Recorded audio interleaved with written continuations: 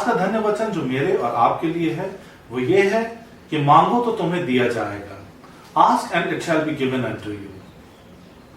हम बहुत सी बार अपने आश्चर्य कर्म को नहीं पा पाते हैं, बहुत सी बार अपने प्रार्थनाओं के उत्तरों को नहीं पा पाते, क्योंकि परमेश्वर जिस तरह से चाहता है वैसा हम उससे मांगते नहीं। मैं आपका ध्यान ले जाना चाहता हूं भजन संहिता की पुस्तक, उसका 81 अध्याय, उसके 10वें पद में, जहां परमेश्वर स्वयं इस प्रकार से कहते हैं कि अपना मुंह मेरी तरफ पसार और मैं उसे भर दूंगा।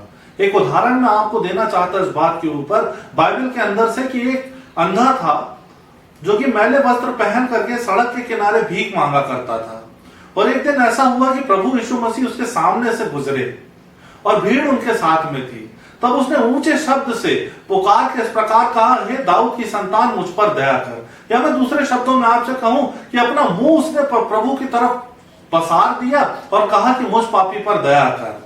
लोग उसे रोकने लगे, लेकिन वो और भी ऊंचे शब्द से पुकार के कहने लगा, मुझ पापी पर दया कर। प्रभु यीशु मसीह जो जा रहे थे वो रुक गए। मैं आपको बताना चाहता, हो सकता है कि आप जब प्रार्थना में आगे बढ़ते हैं, प्रभु के काम में आगे बढ़ते हैं, तो लोग आपको रोकते हों, लेकिन जिस दिन प्रभु आपकी प्रार्थना सुन लेंगे, जिस दिन प्रभु आपको अपने पास बुलाने लगेंगे, वही लोग जो आपको रोकते हैं आपको प्रभु के पास लेकर के जाएंगे। शर्त यह है कि आप और मैं अपना मुंह प्रभु की तरफ पसारें। एक और उदाहरण देके मैं आपको इस बात को और अच्छे से समझाना चाहता, वो ये कि एक पिता था जिसके बेटे को दुष्ट आत्मा लगी हुई थी और वो बीमार था। और वो पिता प्रभु यीशु मसीह के पास आके इस प्रकार से कहने लगा कि यदि तू कर सकता है तो हमारे ऊपर उपकार कर। प्रभु ने इस प्रकार से कहा कि यदि तू कर सकता है, ये क्या बात है।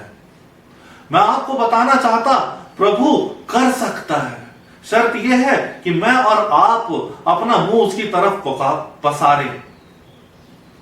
प्रभु यीशु मसीह के चेलों के पास वो अपने बेटे को लेकर के आया था, मैं आपको बताना चाहता, और प्रभु यीशु मसीह के चेले जो थे वो उस दुष्ट आत्मा को नहीं निकाल पाए थे।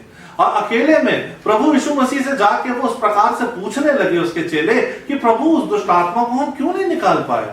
और प्रभु ने एक ही बात उनसे कही, क्योंकि तुम प्रार्थना नहीं करते। ये जाति हठीली होती है, बिना प्रार्थना और उपवास के नहीं निकलती। या दूसरे शब्दों में मैं कहूं तो प्रभु ये चाहता था कि वो उसके चेले परमेश्वर की तरफ अपने मुंह को पसारें।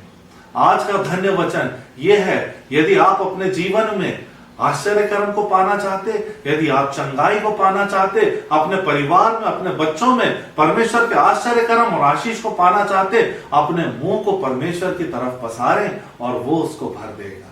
धन्यवाद।